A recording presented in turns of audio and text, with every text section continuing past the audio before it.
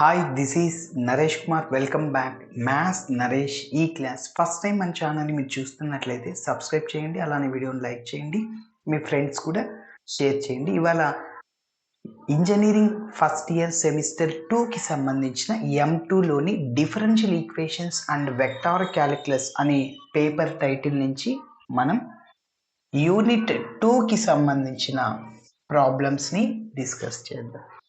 2d square plus 2d plus 3 into y is equal to x square plus 2x minus 1. So గుర్తుపెట్టుకోండి sir, ఇది model 1 2 3 4 5 ఎట్లా గుర్తుపట్టాలి? So right సైడ్లో polynomial equation లాగా ఉంది, ax square plus bx plus c అంటే so model 4 sir. ఇది model 4 ఎలా చెప్తున్నారంటే, సో మోడల్ 1 అనేది రైట్ సైడ్లో 0 ఉంటుంది, model 2 right side F of D into Y is equal to right సైడ్లో అంటే నా మీనింగ్, నా భాషలో రైట్ సైడ్ అంటే ఏంది సార్ అంటే F of D into Y is equal to ఇది. రైట్ సైడ్లో 0 ఉంటుంది, రైట్ సైడ్లో ఈ పవర్ ఏఎక్స్ ఉంటుంది, రైట్ సైడ్లో sine A X or cos A X ఉంటుంది, ఎక్స్ పవర్ ఎమ్. ఇది మోడల్ 4 అంటే క్వాడ్రాటిక్ ఈక్వేషన్ లాగా ఉన్న ఎక్స్ పవర్ 1 2 3 4 ఎం ఎంతైనా ఉండనివ్వండి, అది మోడల్ 4. మోడల్ 4లో మనం పర్టికులర్ ఇంటెగ్రల్ని చేయడానికి డినోమినేటర్ అనేది ఇట్లా రాబట్టాలి, 1 + x whole power -1 or 1 - x whole power -1 or 1 - x whole power -2 or 1 + x whole power -2 ఇట్లా వచ్చేట్టుగా చేయాలి. బైనామియల్ ఎక్స్పాన్షన్ ఫార్ములాని ఉపయోగించి చేస్తాం. ఓకే, స్టెప్ బై స్టెప్ చెప్తే ఇంకా క్లారిటీగా అర్థమవుద్ది.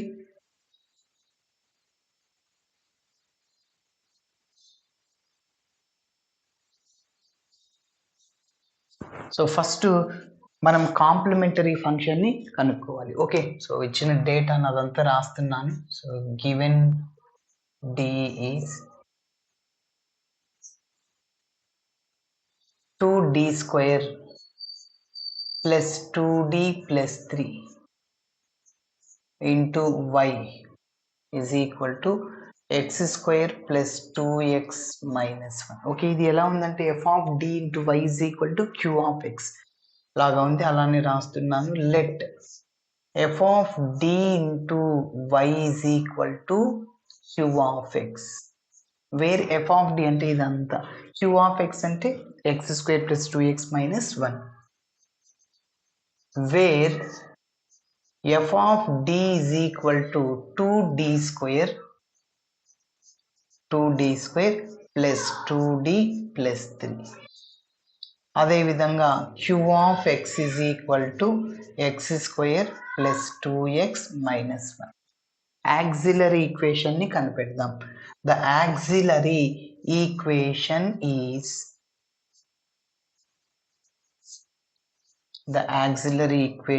Is f of m is equal to 0. అంటే ఎఫ్ ఆఫ్ డి ఉంది కదా, డి ప్లేస్లో ఎంని సబ్స్టిట్యూట్ చేయండి.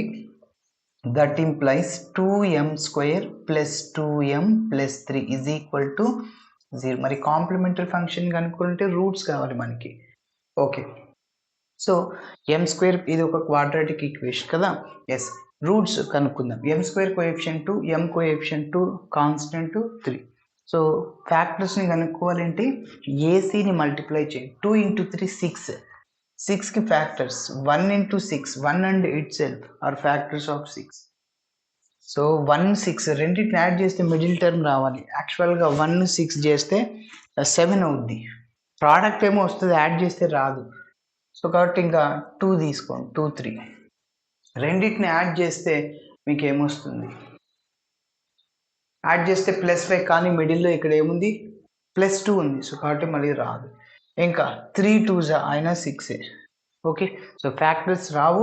ఫ్యాక్టర్స్ రానప్పుడు మనము -b + r minus √b² - 4ac by 2aని ఉపయోగించి చేయాలి. ఓకే, సో హియర్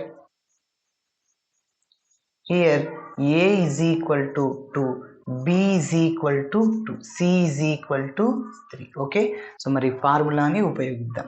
రూట్స్ రానప్పుడు ఈ ఫార్ములాని ఉపయోగించి చేయాలి. -b + r minus √b² - 4ac divided by 2a.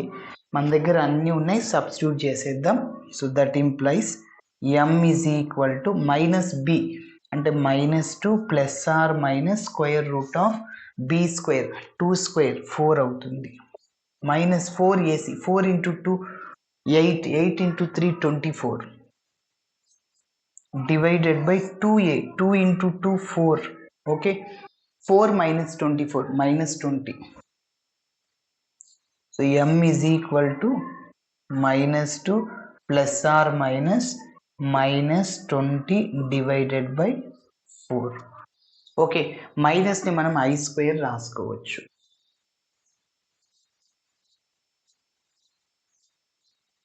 That implies m is equal to -2 plus or minus మైనస్ని మనం i స్క్వేర్ రాసుకోవచ్చు, పక్కన 20 ఉంది, divided by 4. Root of a into b, root a into root b అంటే i స్క్వేర్కి root వస్తుంది, 20కి root వస్తుంది. Okay, so that implies m is equal to -2 plus or minus i into root 20. మరి route 20ని route 4 into 5 రాయొచ్చు కదా, మళ్ళీ root 4 into 2 root 5. So that implies m is equal to -2 plus or minus i into root 4 into 5 root 20, that can be written as. So that implies m is equal to -2 plus or minus i into root 4 అంటే 2 ఇంకా పక్కన root 5 ఉంటుంది. So root of ఏబిని root a into root b రాయొచ్చు. Root a అంటే root 4 అంటే 2, so root 5 అట్లానే వస్తుంది బై 4. మళ్ళీ న్యూమరేటర్లోంచి 2ని కామన్ తీద్దాం. నెక్స్ట్ ఇక్కడ నోట్ చేస్తున్నాను. So m is equal to 2ని కామన్ తీస్తున్నాను కదా, సో -1 ప్లస్ ఆర్ మైనస్ ఇంకా i ఉంటుంది రూట్ 5 డివైడెడ్ బై 4. ఓకే, రెండిట్లో నుంచి 2ని కామన్ తీసా, ఇంకా -1 ప్లస్ ఆర్ మైనస్ i ఇంకా root 5. 2 1s 2 2 times cancel. So m is equal to -1 plus or minus i into root 5 by 2. Alpha plus or minus i beta లాగా వచ్చేసింది. So అంటే -1తో 2ని డివైడ్ చేద్దాం. -1/2 plus or minus i into root 5 by 2. m is equal to alpha plus or minus i beta. Alpha అంటే -1/2, beta అంటే root 5/2. So ఇట్లా వచ్చినప్పుడు complementary function, when the roots are in complex, then complementary function yc is equal to e power alpha x into c1 cos beta x plus c2 sin beta x. Therefore complementary function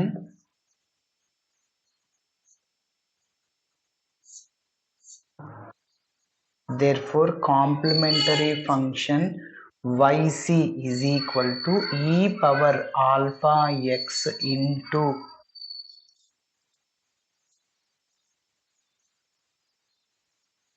e power alpha x into c1 cos beta x plus c2 sin beta x. So yc which is equal to e power alpha ante -1/2. So -1/2 into x or minus x/2 rendu okate. c1 cos beta ante enta root 5/2 into x plus c2 sin beta ante root 5/2x. So దీనికి ఒక number 1 ఇస్తే okay. మరి next particular ఇంటెగ్రల్ని కనుక్కుందాం. చూడండి, చివరిలో మనం complete solution కనుక్కోవాలంటే yc అంటే complementary function ఉండాలి, అలానే పర్టికులర్ ఇంటెగ్రల్ కనుక్కోవాలి. ఓకే, సో మరి పర్టికులర్ ఇంటెగ్రల్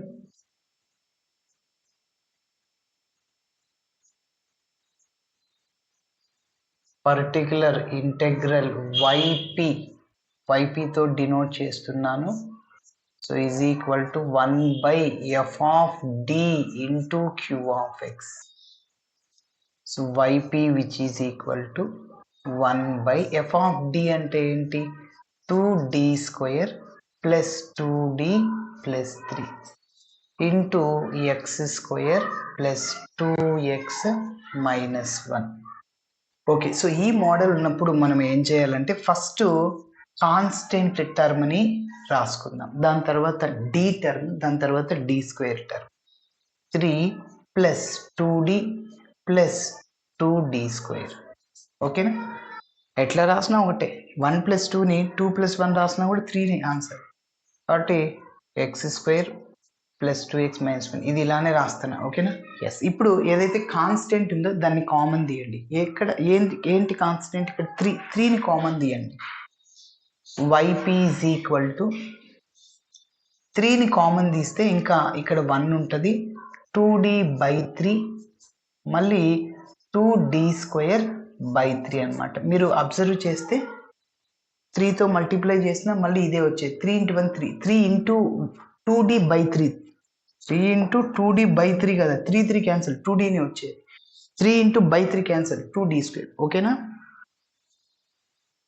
ఇంటూ పక్కన X square plus 2x minus 1. Okay. yp is equal to ఇక్కడ 1/3 ఇంకా కాన్స్టెంట్ అవుట్ సైడ్ లో రాస్తున్న డినోమినేటర్ లో చూడండి 1 ప్లస్ ఎక్స్ లాగా వచ్చేసింది. సో 1 ప్లస్ ఎక్స్ లాగా కావాలి మనకి. 2d/3 plus 2d square by 3. దీని అంతటిని ఒక చోట రాసా. 1 ప్లస్ ఇదంతా ఎక్స్ అనమాట. ఇదంతా X.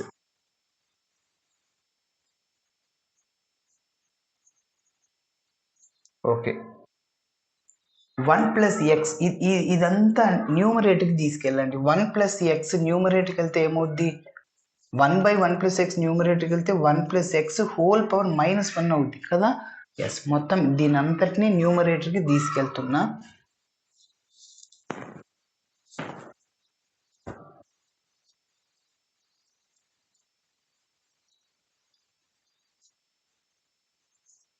yp which is equal to 1/3 into మొత్తం న్యూమరేటర్కి తీసుకెళ్తే 1 ప్లస్ ఇదంతా రాయాలి, హోల్ ఇన్వర్స్ అవుద్ది. ఓకేనా? 2d/3 plus 2d square by 3 whole inverse. చూడండి 1/x ఇది న్యూమరేటర్కి వెళ్తే ఏమవుద్ది? X inverse. అదే రాసింది నేను. ఓకేనా? Yes. Into 2x square plus 2x minus 1.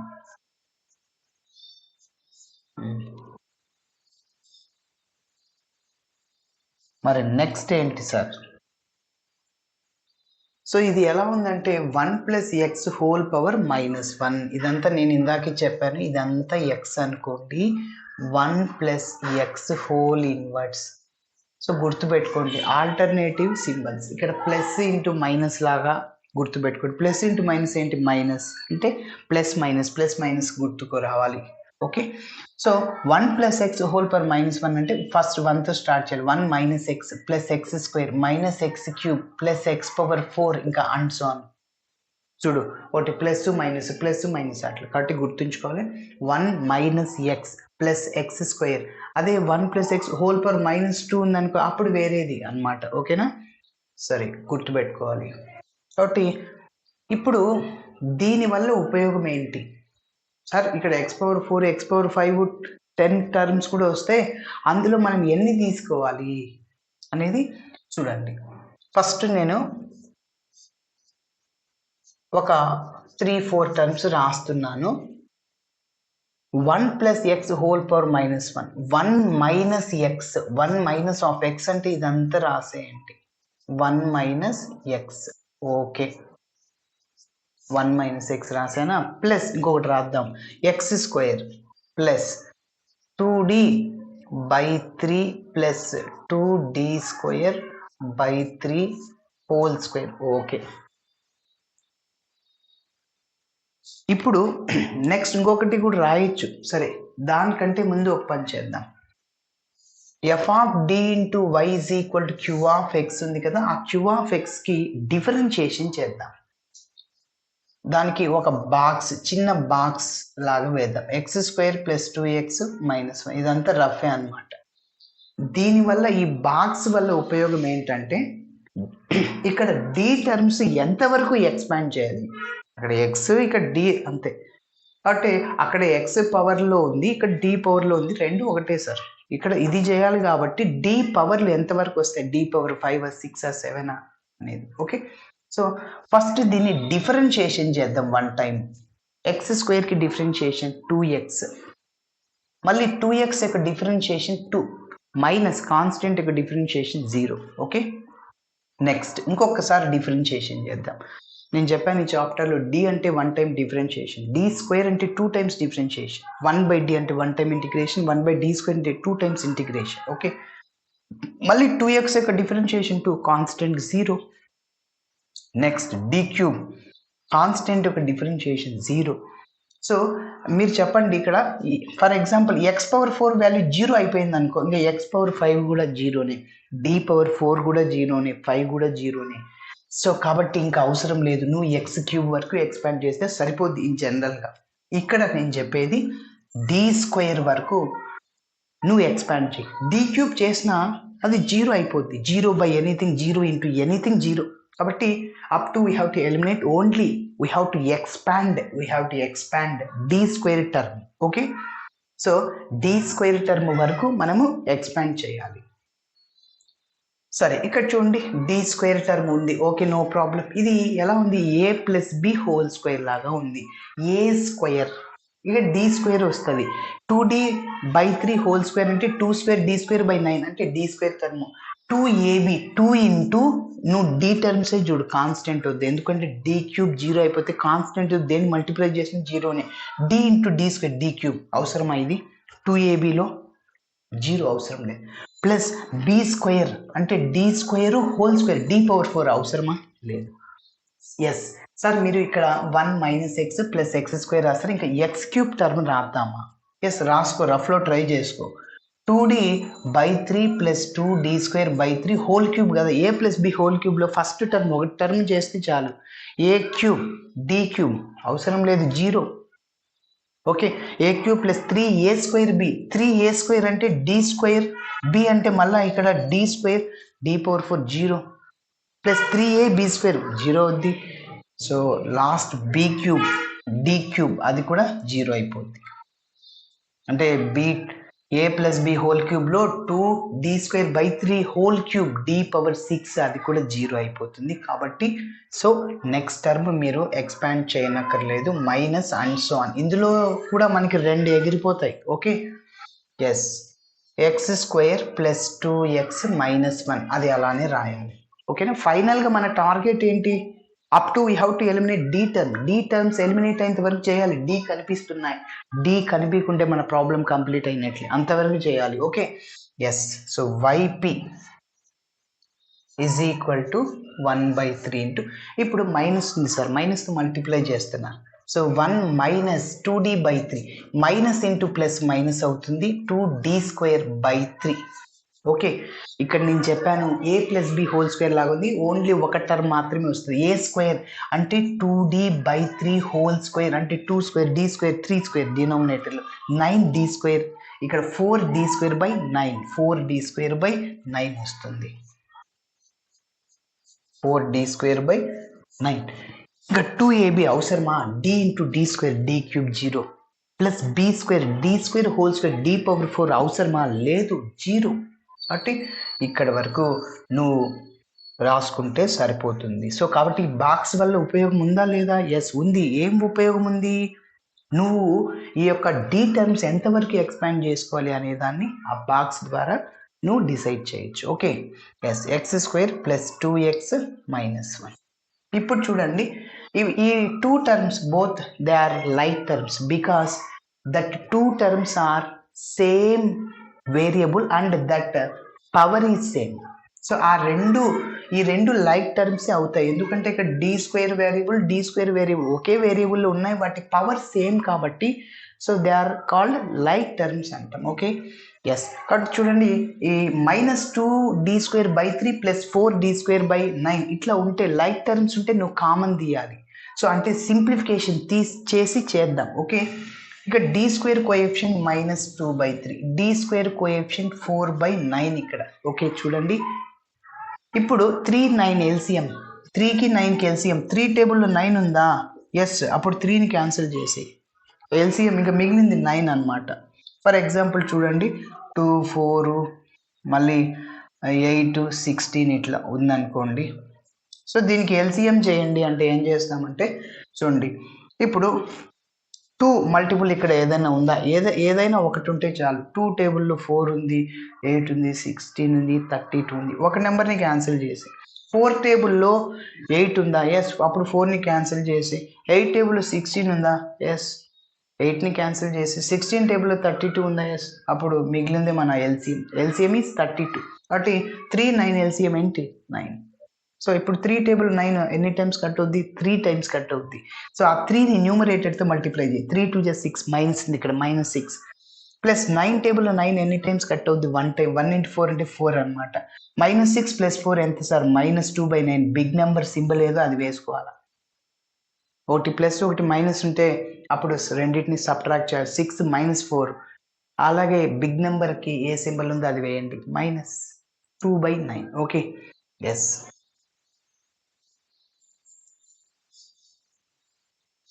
So yp which is equal to 1/3 into 1 minus 2d/3.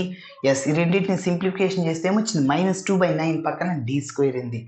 -2/9d² into పక్కన x² + 2x - ఈ బాక్స్ వల్ల 2 ఉపయోగాలు ఉన్నాయి. మొదటిది మీకు ఆల్రెడీ ఇప్పుడే చెప్పా, ఆ d పవర్ని ఎంతవరకు ఎక్స్పాండ్ చేయాలో తెలుసుకోవడానికి. రెండవది ఇక్కడ d² ఆఫ్ x² + 2x - 1 అనుకో. d² ఆఫ్ అంటే దీన్ని 2 సార్లు డిఫరెన్షియేటింగ్ ఆల్రెడీ చేసాం 2. d ఆఫ్ x² + 2x - 1 అనుకో, ఇది రాయాలి. Okay, yes. సో మన ఫైనల్ టార్గెట్ ఏంటంటే d టర్మ్స్ ఎలిమినేట్ చేయాలి కదా. ఇప్పుడు చూడండి, ఈ 1తో ఈ టర్మ్ని మల్టిప్లై చేయండి. -2/2d/3తో దీన్ని మల్టిప్లై చేయండి, మళ్ళీ మల్టిప్లై చేయండి. 1 ఇంటూ అంటే ఇదంతా వస్తుంది, x² + 2x - 1. మళ్ళీ ఇంకా -2/3 ఇంటూ d ఆఫ్ అంటే ఇదే రాసేయండి, x² + 2x - 1. మళ్ళీ -2/9 into d² of x² + 2x - 1. Next step. So yp which is equal to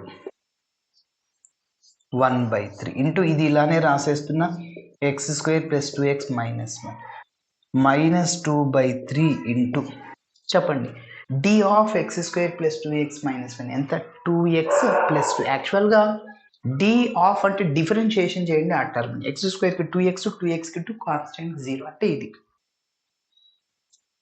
2x + 2 -2/9 into d² of అంటే ఎంత, ఈ టర్మ్ని 2 సార్లు డిఫరెన్షియేటింగ్ చేస్తే 2 వస్తుంది.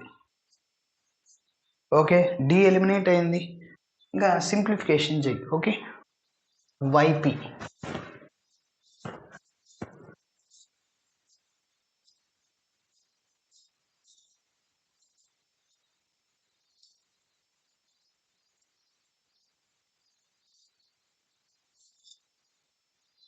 So yp is equal to 1/3 into x² + 2x - 1. ఇప్పుడు -2/3తో ఈ రెండింటిని మల్టిప్లై చేయండి. Plus into minus, -2 × 2 4/3x -4/3x. Okay, minus into plus -2 × 2 4/3 -4/3. Next -2 × 2 4 -4/9. Okay, మరి ఇంకొద్దిగా సింప్లిఫికేషన్ చేస్తే అప్పుడు పర్టిక్యులర్ ఇంటెగ్రల్ వచ్చేస్తుంది. మళ్ళీ కంప్లీట్ సొల్యూషన్ రాయొచ్చు. y is equal to yc plus yp. Okay, so yp is equal to 1/3 into first x² ఉందా, quadratic equation లాగా వస్తుంది చూద్దాం. ax² bx అంటే x కోఎఫిషియెంట్స్ ఇవి 2 ఉన్నాయి. ఓకేనా, ఎస్, మిగిలినవన్నీ కాన్స్టెంట్ అని. So 2x minus 4/3x that both are like terms. అవి రెండు లైక్ టర్మ్స్ కాబట్టి ఖచ్చితంగా సింప్లిఫికేషన్ చేయాలి. ఓకే, దాని వాల్యూ ఎంత అంటే 2 మైనస్ 4/3 ఎక్స్ కోఎఫిషియంట్. ఇక్కడ 2 అక్కడ -4 ఎంత value LCM 3 2 6 -4 2/3x. 2x minus 4/3x like terms కాబట్టి మనం సబ్ట్రాక్షన్ చేస్తే ఏమొచ్చింది 2/3x వచ్చేసింది. ఓకేనా, సో 2 × 3 6 - 4 2/3x. ఇప్పుడు కాన్స్టెంట్స్ ఏమున్నాయి -1 -4/3 -4/9. ఎల్సిఎం ఇందాకే చెప్పా 3కి 9కి ఎల్సిఎం 9. ఎల్సిఎం లేదు, ఎప్పుడైతే దేనికైతే ఎల్సిఎం లేదో దాని ఎల్సిఎంతో ఈ 1ని డినామినేటర్ని మల్టిప్లై చేయండి. 1 × 9 9 -9. మళ్ళీ 3 టేబుల్ 9 3 టైమ్స్ కట్ అవుద్ది. ఆ 3ని 4తో మల్టిప్లై చేయండి. 3 4 12. 9 టేబుల్ 9 1 టైం కట్ అవుద్ది. 1 × 4 4. ఇక్కడ ఎల్సిఎం లేదు కాబట్టి ఈ న్యూమరేటర్ని ఎల్సిఎంతో మల్టిప్లై చేయండి. 1 × 9 అన్నమాట. ఓకేనా, ఎస్. ఇప్పుడు -16 ఒక -9 -25/9 -12 -4 -16 -9. So -25/9 -25/9 constant. ఓకే, ఇంకొక స్టెప్ చేయొచ్చు, అవసరం లేదు. సో ఎల్సిఎం 3 చేసి మళ్ళీ ఇంకొకసారి ఎల్సిఎం 3కి 9కి 9 చేసి చేయొచ్చు. ఓకే, సరే చేద్దాంలేండి. ఇంకొక స్టెప్ చేయొచ్చు. 3కి 9కి మళ్ళీ ఎల్సిఎం 9. సో ఎల్సిఎం లేదు దీనికి. ఎల్సిఎం ఏంటి? ఎల్సిఎం ఇక్కడ 9. ఆ 9ని x² మల్టిప్లై చేయండి. 9x² ప్లస్ 3 టేబుల్ 9 ఎన్ని టైమ్స్ కట్ అవుద్ది? 3 times. So 3 × 2 6x. 9 table 9 1 time కాబట్టి ఇది ఇట్లానే రాసేయండి. So yp which is equal to 1/3 × 9 27. So ఇంకా 9x² ప్లస్ 6x -25. So this is taking as number 2. మన ప్రాబ్లానికి ఇప్పుడు కంప్లీట్ సొల్యూషన్ ఏంటో రాద్దాం. Therefore, complete solution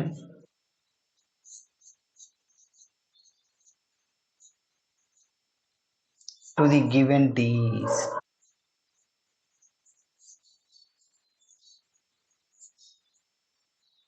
సో ఏంటంటే y is equal to yc plus yp. ఖచ్చితంగా ycని ypని రెండింటిని యాడ్ చేయాలి. yc అంటే నెంబర్ 1 చూడండి ఏముంది, c1 e⁻−1/2x into c1 cos √5/2x plus c2 sin √5/2x plus yp అంటే ఇది అనమాట. సో ఖచ్చితంగా మీరు యాడ్ చేయాలి. సో ఇది మన ఫైనల్ ఆన్సర్. ఓకే, ఇలా చేయాలి. Thanks for watching. వీడియో నచ్చితే ఖచ్చితంగా మీ ఫ్రెండ్స్ కూడా షేర్ చేయండి. బాయ్.